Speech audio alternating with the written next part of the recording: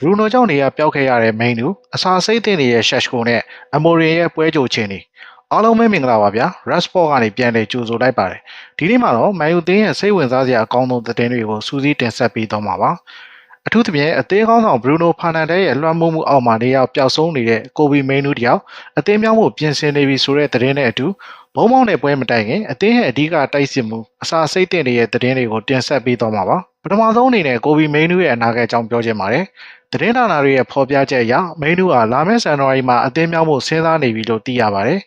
ဖြစ်စဉ်ကတော့ပြီးခဲ့တဲ့နေရာဒီကလေးကမိန်းသူကအငှားထွက်ချင်ခဲ့ပေမဲ့အသင်းကခွင့်မပြုခဲ့ပါဘူးသူ့ကိုပွဲထွက်ခွင့်ရဖို့ဘရူနိုဖာနန်ဒက်နဲ့ရှင်ပြိုင်ရမယ်လို့ပြောထားပေမဲ့လက်တွေ့မှာဘရူနိုကပရီးမီးယားလိ15ပွဲမှာပွဲတိုင်းဒီပါမိနစ်ပြည့်ကစားနေတာကြောင့်မိန်းသူအတွက်အခွင့်အရေးမရှိသလောက်ဖြစ်နေပါတယ်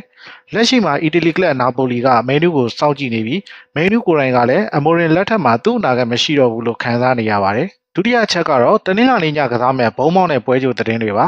နီးပြမိုရင်တွက်တော့သတင်းစိုးတွေများနေပါတယ်နောက်ခံလူတွေဖြစ်တဲ့ဟယ်ရီမက်ကွိုင်းယားနဲ့ဒီလစ်တို့ဟာဒဏ်ရာကြောင့်ဒီပွဲကိုလွဲချော်မှတေချာသွားပါပြီ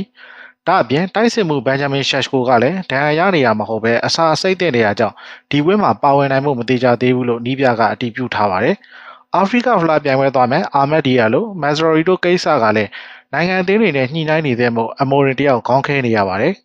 ဒါမဲ့သတင်းကောင်းတစ်ခုကတော့မေဆန်မောက်ပြန်လဲခြေစွမ်းပြလာတာပါပဲ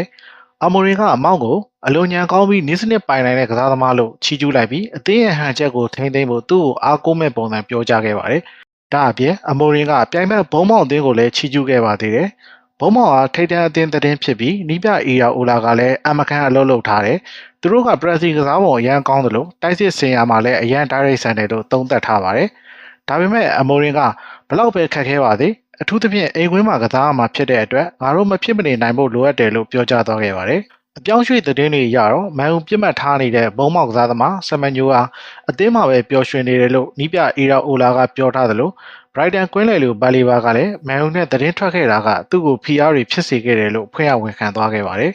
ခြုံငုံကြည့်ရရင်တော့မန်ယူသင်းဟာခံစစ်မှုတွေတန်ရအာဖရိကကစားသမားတွေကမသေးကြ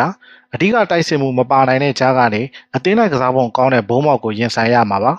ယူနိုက်တက်ဒီပြအမိုရင်ပြောသလိုအင်ကွင်းအိုးထရပ်ဖို့မှာနိုင်ပွဲရယူသွားနိုင်မလားနောက်တစ်ခုကမိန်းသူသာဇန်နဝါရီမှာတကယ်ထွက်သွားခဲ့ရင်ဒါဟာအမိုရင်အတွက်ကြီးမားတဲ့အမှားတစ်ခုဖြစ်လာနိုင်မလားညီကိုတို့ရဲ့ခံမှန်းချက်တွေကိုကွန်မန့်မှာရေးပေးသွားကြပါအောင်နောက်ဗီဒီယိုတွေမှာပြန်တွေ့မယ်ဗျာ